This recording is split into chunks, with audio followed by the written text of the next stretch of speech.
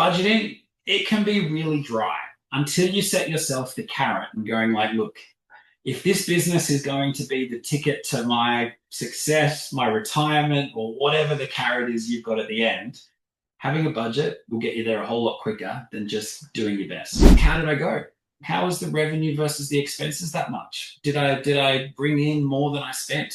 And like so few people have even that basic level of visibility when they're in their small business. If you can actually dedicate the first 15 minutes of the day to planning how your day is going to be, your day is going to be 3 times more productive just because you literally dedicated that amount of time to setting up a day.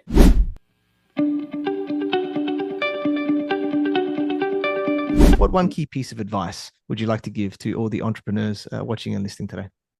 Be purposeful with who you spend your time with. Hey, and welcome to another episode of the Business Growth Show. I'm your host, Athin Cassiotis, and today I have an awesome guest. His name is Simon Allsop, and he is the founder of iKeep and co-founder of Bullrush Rally. And he helps founders through his own journey of starting, growing, and exiting businesses with over 250,000 raised through charity through his Bullrush events. And he has more than 2 decades of experience in helping businesses improve their financial management. And he began his career in the audit division of global accounting firm KPMG. And after 7 years of climbing the corporate ladder, he saw an opportunity to make a real difference to small business owners and struck out on his own. And he has seen the good, the bad, and the ugly of financial management over the years and has started, grown, and exited his own businesses. And Simon combines the technical nous of an experienced accountant with the first-hand experience of being a business owner. And he uses that expertise to lead the iKeep team and provide direct support to his clients, empowering them to make better financial decisions and build a brighter future for themselves and their families. Welcome, Simon, and thank you for being on the Business Growth Show. Athin, thank you for having me. We've been talking about this for so long. I'm glad that we've finally gotten around to having a chat.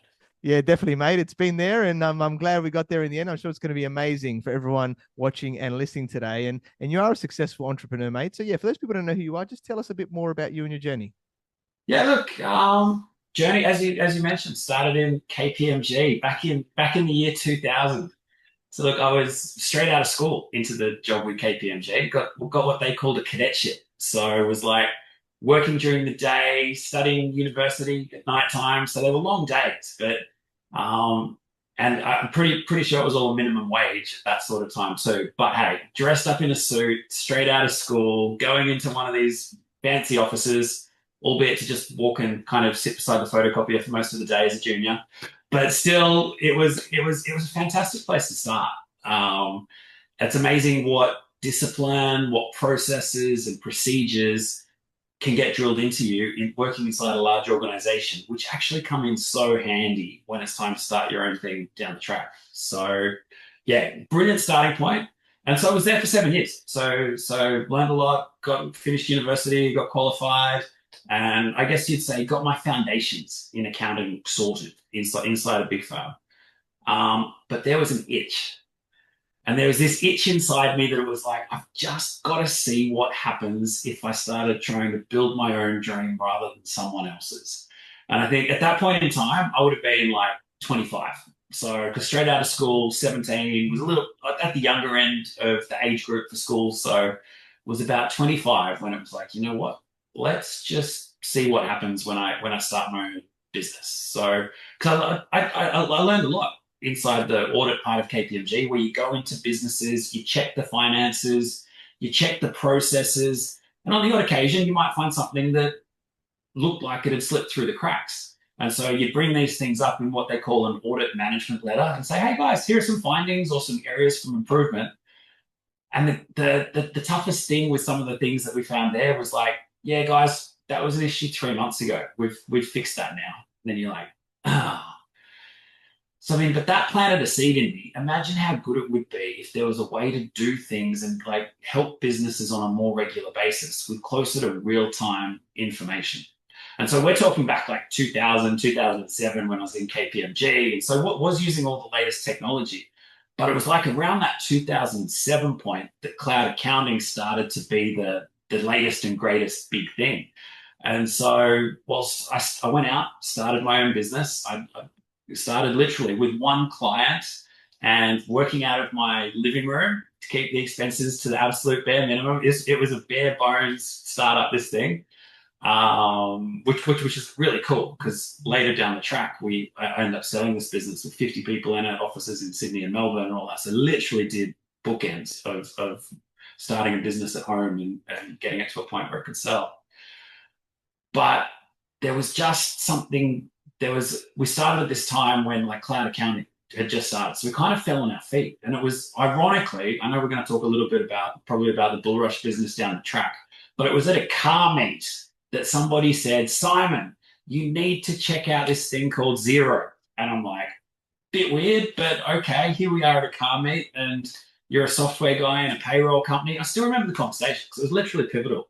It's something that you're passionate about, and there's a story down there too about hanging out with people in the right places just triggers ideas that you otherwise wouldn't have. But yeah, had started this business, and then all of a sudden, this cloud computing thing that had bank feeds enabled the ability for bookkeepers, and well, it was originally accounting, but turned into bookkeeping, could actually stay on top of business financials on a daily basis, and therefore give meaningful insights in a really regular way. So there was a whole sequence of events. Might have been a little bit of luck, might have been a little bit of good timing, but the interesting thing is too, the level of excitement there was for cloud accounting is so similar to the level of excitement and fear that people have got about AI in accounting today.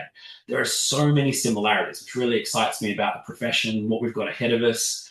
And again, I'm so excited that these are tools to make great people even better. So not scared of losing jobs. None of my team is scared of losing jobs, but we're excited for the, again, additional insights, efficiency with what we can do, and therefore the value that we can be delivering to the small businesses that we're working with all around the country. So yeah, started up my own business from home. Over time, the typical business owner journey, there are highs, there are lows, and everything in between along the way. Everything I learned at uni felt like a drop in the ocean compared to the school of hard knocks in running your own business and yeah, being up here one day and then down here the next for some things that are foreseen, other things that come across your path, good and bad, that are unforeseen, but like a lessons in resilience and just keep going. I think probably what got that business through nine years before the opportunity came to sell it. And so I sold it and then did some virtual CFO work, just some consulting work for a couple of years to keep my hand in the game. And you know, during that time, considered a bunch of different options because it's like, okay, I've got this rare opportunity to start from scratch again. And if I'm going to start from scratch, what should I do? So I had all these different ideas. Maybe I should do an app, a business advisor in your pocket or on your phone or something, and all these sort of things that I had wireframes from. But at the end of the day, ended up going like, you know what? I've got a real passion for helping small business owners because for the average small business owner, their business is their greatest asset. So if we can help a small business owner have the best possible version of their business, we've just helped them, their family, have the best possible future financially that they could have. So living on that passion, went back in, started a business called iKeep. And yeah, today we've got about, that would have been about 5 years ago. Yeah, before COVID, just over 5 years ago. And so, yeah, to this day, we've got about 50 people in the business, servicing a bit over 300 businesses all around the country, from startups to some of the larger end, have a couple of hundred employees in the payroll that our team are helping process each week. And yeah, absolutely loving that. So yeah, that's my story in a nutshell. Yeah, amazing, mate. I love it. So powerful. And yeah, the benefits of that, you know, you said about KPMG, all the processes, the things that you learned there, and then how you were able to apply that in business. And I love the mindset stuff that you said, right? And I think, you know, the biggest thing about being an entrepreneur, you know, you said is that like it's about keep going, right? Because Absolutely. yeah, it's like Rocky. I like to say it like you hear Rocky in the thing and he just keeps getting hit, but he keeps getting back up, right? You know? Totally. Totally. Absolutely love that. You know, one of the other interesting lessons that I got along the way is so that you can keep going, you've got to look after yourself. And this is something I didn't take seriously enough in the first business. Like first business was probably doing 6 day weeks, long days, like get to the office early, leave late. And the business grew well. It was recognized as a BRW Fast 100 business and all this sort of stuff. But I was definitely really burnt out by the end of it all. And in this current business, just I'm in such much better headspace. I'm literally like the conductor of the orchestra. Like you like I can see all the different moving parts inside the business, and by making sure you're looking after yourself, whether it's having like a 3 month sprint, then have a little break to rejuvenate yourself, or whether it's like don't check emails after 5 o'clock and don't check emails on the weekend. All these little habits along the way to just make sure that when you turn up to work, you are the best version of yourself. I can only imagine what the first business would have done if I'd have figured that out earlier. But yeah, loving version two. Yeah, I love that. So true. I'm very similar right now, especially with having a young son, 9 months of the recording of this, and I know you've got Yeah, children as well. It's like it's different, right, with that focus. yeah, But sometimes though, to get something off the ground, you need to put in the work, right? You need to get that momentum totally. going, right? So you've got to sacrifice a little bit, but not just keep doing it, right? Like in Yeah, that yeah, area there. I think that's the key part. And yeah, it's so smart. So how do you work smarter, not harder, basically, right? Is the yeah, totally. And I yeah. mean, that's what a lot of people say too. Like, if you can actually dedicate the first 15 minutes of the day to planning how your day is going to be, your day is going to be 3 times more productive just because you literally dedicated that amount of time to setting up the day. Just the way to say it. I mean, cameras going in and out. That's all good. It's cool stuff for those watching on video. Someone's got these little hand signals going on, and Oh it's my moving the gosh. camera around, which is pretty cool with that area. So, and this I've got is to be technology, careful. right? You talked It about is. efficiency there. It's like you mentioned AI, obviously, more efficiency or other things like that. That's how it's going to be exponential as well. And I think the Look, numbers are the mm, most important, right, in the business because if you don't know your numbers, you're basically not going to be profitable. We're not going to have a business, basically, right? In that totally. area there.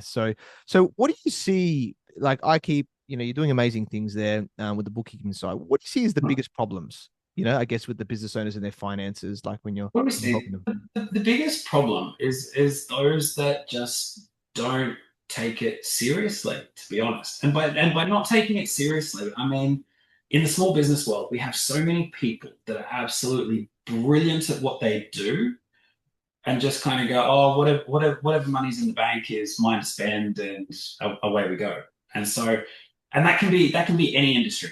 I'm not just talking about creatives or medical practitioners or yeah, whatever profession it is that we're working with. It's those that just don't take the time to have a look at their numbers and then go, what does this mean for me? So no matter what industry you're in, you need to just set aside that little bit of time to have a chat with your trusted advisor. And there are plenty of great trusted advisors out there, plenty of great people out there. It's not just our business. There are so many out there that you can work with and have a conversation with. But those who are diligent enough to set up a time, even if it's just once a month for an hour or two, to have a look at the financials and go, how did I go? How did I, even better if it's how did I go versus my plan? That's kind of like the next level if you can go versus my plan. But just how did I go? How was the revenue versus the expenses that much? Did I bring in more than I spent? And like so few people have even that basic level of visibility when they're in their small business. But just having that little bit of information then equips you to go, okay, if this is the lay of the land right now, what should I do next? And then it's like, okay, do we need to get hustling on the sales and marketing, or are we fine there? Do we need to kind of figure out a more efficient delivery or a more efficient way to deliver the products that we're doing? And you can have these conversations that are strategic and just on a next level by having a base understanding of your numbers inside your business. Yeah, definitely. I completely agree. And yeah, you've got two sides of it, right? You've got like, let's call it the zero, the accounting, QuickBooks sort of side where, especially Yeah. zero, where that's looking at the past in a way, right? Which is very important because the Oh, yeah. past determines the future, like of Yeah. what you do. But then there's Mm, also the forecasting or the future part, right? mm, As well, going, well, yeah. what are we expecting, like the plan you mentioned, Mm, right? To happen. And I think that understanding of, I guess, the key reports, right? So you want to let's just talk a little bit about maybe there's the three main reports, right? You got the profit and Yeah. loss, you got the balance sheet, and the cash flow statement, Yeah. right? For those that maybe think that it's not important to understand them or whatever like that, like what would you say to people about these financial statements? Yeah, let's have a good chat about this because I think accounting software providers have a bit to answer for in this space too. Because a lot of the accounting providers out there will go, it's so easy, you can do it yourself. And so we've got this little catch cry that those around the business kind of know. It's like accounting software gives you data, we give you confidence. So you want to know things are in the right place so that when you start analyzing your financials and your financial statements, you can trust the number that's in the numbers that are in there. Now, when it comes to talking about these three key financial statements, a good level, we've kind of got these stages of a business owner where it's like the basic level of being a business owner and understanding your financials is knowing how much is in the bank. That's kind of like you're at entry level if you're just looking at your bank balance to figure out how the business is going. You've then got like the next level up of business owner, and they're the ones that might have a look at the profit and loss because it's a reasonably simple one to look at. It's like, what was my revenue? What was my expenses? And what have I got left over? What was my profit? And so that's a good one to look at. But the catch with the profit and loss, everything in it is historical. So you know what? It could all stop tomorrow. And then it's just a history book of what's happened to date inside your business. But look, having done statistics at university, if you the best estimate of what's going to happen tomorrow is having a look at what happened yesterday. What's the weather going to be? You know what? Whatever it was yesterday, there's a good chance it'll be same as that tomorrow. Not always the case, but more often than not, that's kind of how it works. So looking at a profit and loss is good. It's better than looking at the bank account. Next level up of business owner, like savvy financials, is looking at the balance sheet. And we call the balance sheet a little bit like the crystal ball for business because the balance sheet tells you what you've got for tomorrow, what you've got to use inside your business in the future. It tells you what cash at bank you've got to make future financial decisions on. It tells you what receivables or what customers owe you money that's going to be coming into you or whatever other assets you've got. These things in the good old accounting speak of future economic benefits that you've got coming your way of business. That's where you've got the assets that you can use to generate your business or run your business and all that sitting on there.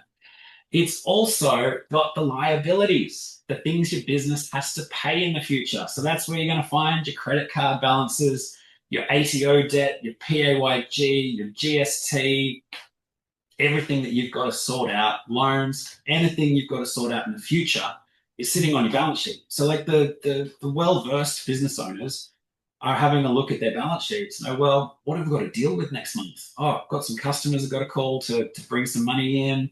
Maybe you've got some bills we've got to pay. They're all listed inside there.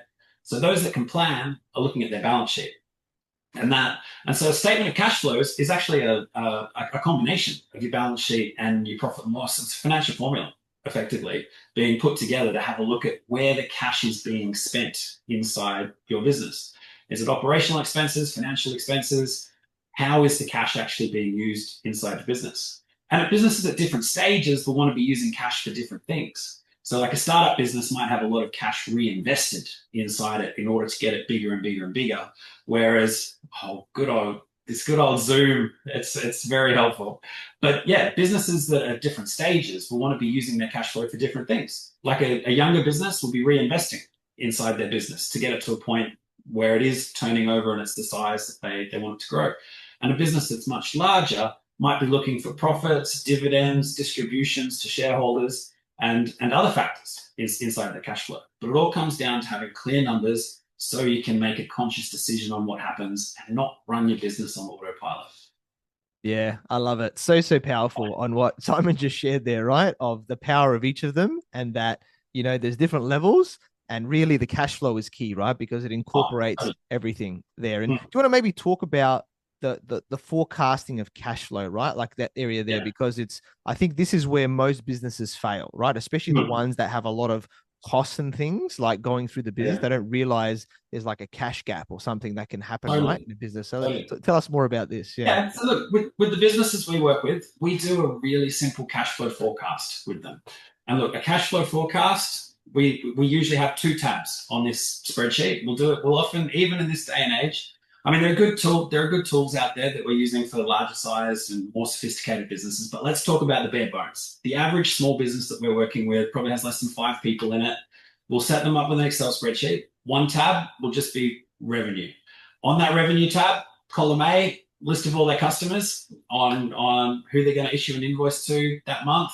Across the top, we've got the business days of the month. When are we expecting those customers to pay those particular invoices? And so from that, you've got yourself a little table.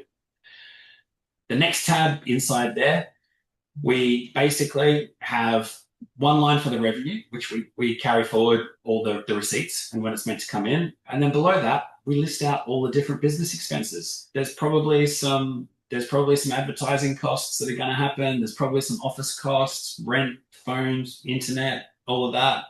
Likely some staff costs. We encourage most of our clients to pay superannuation every month, just so little bits regularly are so much easier, particularly if you've got tight cash flow. Little bits regularly are so much easier to stay on top of than big lumpy bits once a quarter. And look, with payday super coming in about 12 months, it's more important than ever to just be on top of all of that. And so, again, we've got a table. We've got all of our suppliers, all the different things we've got to pay down one side, the days of the month across the top, and we just plot it. And from that, up the top corner, we go, what's the opening cash balance? And then so every day of the week, you can see what you forecast your cash balance to be at the end of the day. And the joy with that is, if you get a negative number down the bottom, you go, okay, are we hustling to try and move some revenue forward and get some customers to pay a little bit earlier? Or do we need to chip in? And if we're going to chip in, we make sure we have a really clear plan on when we're taking it back out again so that the business doesn't turn into a black hole of personal cash flow. And then, or can we defer some expenses to be paid a little bit later? And just having this really simple table enables us to make those decisions to figure out, okay, how are we going to time this? And then it makes it, the biggest fear we find in cash flow with a lot of business owners or people that get it wrong are because they didn't plan. And that little spreadsheet can take 20 minutes to put together. It's not rocket science, but the level of value you get from figuring out, I've got a BAS payment of this much due on about the 21st of the month.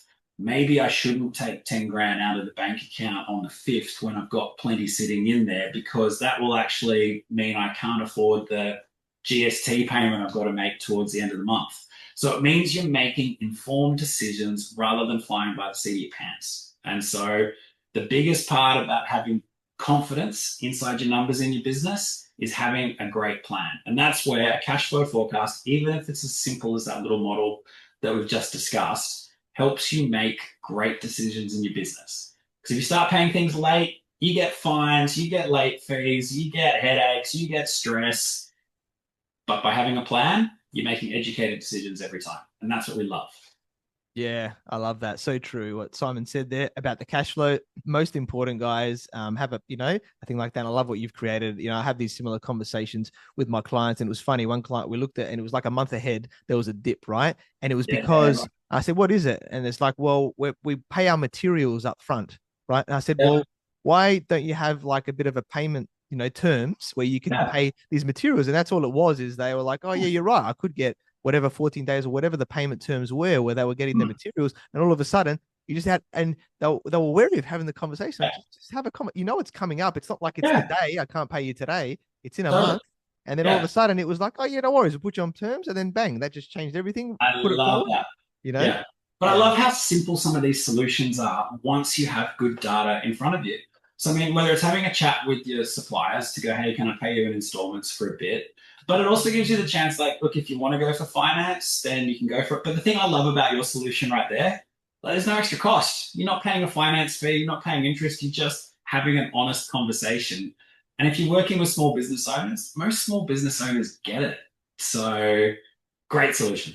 Yeah, exactly, mate. And I'm sure there's so much more, when you're looking at the cash flow there with what you're doing with your clients as well. And the other part is about budgeting, right? So that's about the profitability side, because profit and cash are not the same thing, right? So do you want to tell us a little bit more about this and the power of like budgeting with that plan as well? Yeah, absolutely. I mean, a budget's a bit like a plan. It's what you set out to do, but you shouldn't beat yourself up if it doesn't work exactly how you planned it to.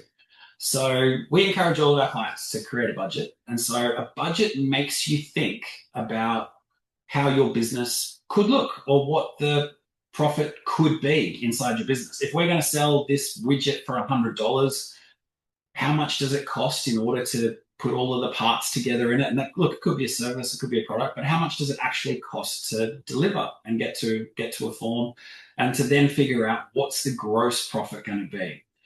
Because then once you know what your gross profit is going to be, then you can figure out, well, how much how much needs to be left over in order to cover the operating expenses of the business, your fixed costs. And so your variable costs are going to be the things that move up and down as the revenue in your business moves up and down. And so the percentage should always stay pretty similar on each occasion. So each month your percentage should stay the same, even if the total value changes. The percentage should always stay the same for your gross margin inside a reasonably simple business. Yet your overheads, your fixed costs, will stay pretty similar. So whether you have a good month or a bad month, your rent's always going to be the same. Whether you have a good month or a bad month, your phone bill, it's always going to be the same. But the thing when you're doing a budget, that will then enlighten you to like, hey, what's my break even? How many hours work do I need to do in order to start making profit? Or how many widgets do I need to sell? Or how many coffees do I need to sell up until the point to cover all the costs of the business? And so again, by having a budget, by having a plan, you're making informed decisions, and no, I need to actually hustle and sell another 10 units this week, so that we've made it to the point that we need to get to make the plan. And so without a budget, you kind of again driving blind inside your business. And so most business owners, well, a lot of business owners we've seen can just get busy being busy. And this is one of these things where you've just got to invest in yourself and invest in the time to have a plan. Budgeting, it can be really dry until you set yourself the carrot and going like, look, if this business is going to be the ticket to my success, my retirement, or whatever the carrot is you've got at the end, having a budget will get you there a whole lot quicker than just doing your best. And that was one of the lessons I got in my first business. Like I worked my butt off in the first business, but you know what? I reckon I probably could have got there a whole lot quicker if I'd have set aside the time to actually have more thought about strategic plan, budget. Is going down this path going to help us get to the budget and the end goal any quicker? And that could literally, save you huge amounts of money, huge amounts of time by having one in place. Yeah, I think it's so important. I love the example you used about the break even and like the metrics behind that, right? Like how much do we need to sell, to make that happen? I think that's so important. And sometimes when you look at like that gross margin, it's like we're not charging enough, right? In terms of what we're doing. So then it's like, that can be a big problem. Gosh. And that opens a whole other philosophy on pricing. Do you do pricing? Are you going like a cost plus in order to figure it out? Or are you looking at like market factors and I'm going to charge this because everybody else out there is charging something like that? Or is it going to be like, this is just what I think it's worth? And so many conversations, so many different philosophies on pricing, but it's such a healthy conversation to have. So then you're talking in the right realm of things. So they're the conversations that really light me up and get me passionate about business. Yeah, definitely, mate. So powerful. It's awesome. Let's switch gears a little bit more now, I think, and let's talk about Bullrush, right? So before iKeep, you talked about, founding Bullrush Rally. It's been going on for about a decade now. You've been going really strong, right? So tell us a bit more about, how it started and what it's all about. Yeah, as well. Totally. So look, Bullrush is a community of about 3,000 passionate people passionate about cars and going for a drive. And this all started, as you say, 10 years ago. We've got our 10-year charity rally coming up in October, so not too far ahead, which we're very excited about. But about 10 years ago, was in the middle of the first business that I'd started. And one of the ways that I enjoyed just escaping and resetting, recharging, was just go out and go for a drive. Sometimes it might have been for a day or two, or sometimes it might have been just going to go through the Royal National Park first thing in the morning and then get back to the desk by 10 or 11 o'clock or up the old Pacific Highway or something. And then over time, kind of met a couple of other guys when you're stopping to have a coffee or whatever else. They might have had a nice car and start a conversation. And they're all business owners. And it's like, hang on, there's so many people that are kind of like, yeah, they've enjoyed going for a drive for similar sorts of reasons. And they've got similar sort of challenges in the office too, whether it's growth pains, talking about how to manage teams or whatever the next thing is inside the business. And so this community group from just a passionate group of people who loved going for a drive, and then as a side effect, realized, hey, they're all business owners. And a lot of people talk to the fact that like being a business owner can be a really lonely journey because people don't get the pressures, don't get the understand the sort of decisions you've got to make on a regular basis or the weight you carry on your shoulders about all the responsibility for all of your team. Like so many of us have not just one mortgage, but the weight of 50 mortgages and houses or whatever that all of our team are paying as like what we carry on us. And so to be able to have fellow business owners just to chat to and be understood has created such a good bond inside this community. And so, yeah, we put on regular events, whether it's social events or charity events, weekend drives, a little drive for a couple of hours on a Sunday once a month and all of this. It's been such a brilliant community to just connect with like-minded people. Love a bit of a drive, love their cars. Generally don't talk too much about business, but you know you can if you need some tips or advice along the way from people that are further ahead than what I am. So Yeah. yeah, been good. Amazing, mate. I love it. And congrats on, coming up at this recording of 10 years, you and your co-founder starting it. And I think, yeah, the networking and the connection, right? I think is a big thing, right? Is like, how do I be around people that are at, a similar stage of what I'm at and that have similar interests, right? And, obviously with you, it's cars. Yeah. Yeah, look, I found that there were so many people like so much further ahead of me, and so one of the interesting lessons along the way of growing a business was like number one, kind of figure out your hobby, figure out your passion, figure out what you like doing in order to recharge. Because then odds are there are people even more driven than you who also like doing that too. I mean, maybe you're into golf, maybe you're into surfing or whatever it is, but figure out where your community hang out and don't be too busy to make networks or connections. And then I found like just being interested in cars, I was punching it way above my weight with people that were turning up there. And having great, meaningful conversations with people that look 100 emails would never get through to them to be able to have a coffee with them. But you catch up over a passion. They're happy to share their life story with you and give you so many tips and insights. And so I think one of my growth hacks, if you want to use that terminology, is like find out where the people ahead of you are hanging out and in doing something that you enjoy doing. And that has helped me so much along the way. Yeah, amazing. I love it. And you do a very cool thing, right? There's a lot of cool cars and stuff, that you do, and you do some long cruises. Do you want to talk about like Oh, where you're going to, like in the past, or yeah. Yeah, totally. Oh, we have so much fun. Planning meetings for Bullrush events are absolutely hilarious. So we sit there and go, what's like the wildest thing we can do? Because we've got some very wealthy people that are inside the community. It's like, okay, we need to still come up with things that will knock their socks off and they cannot do on their own. So yeah, Marco, who works full time and founded Bullrush inside the business, every day, yeah, full time, he's like on the phone to councils going, hey, we're keen to shut down an airport so that we can host an event. And they'll be like, yeah, well, what do you want to do? And it's like, well, we're going to bring some very colorful and very noisy cars to do drag racing or something like that. Learn launch control or whatever it is. And I'm like, oh, yeah, yeah.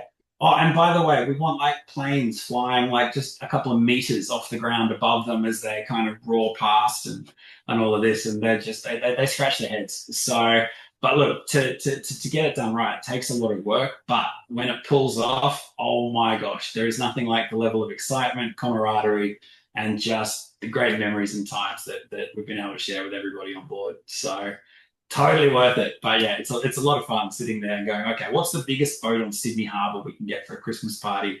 this year or something, or how can we take it up at the next level year on year, which has been so much fun to do.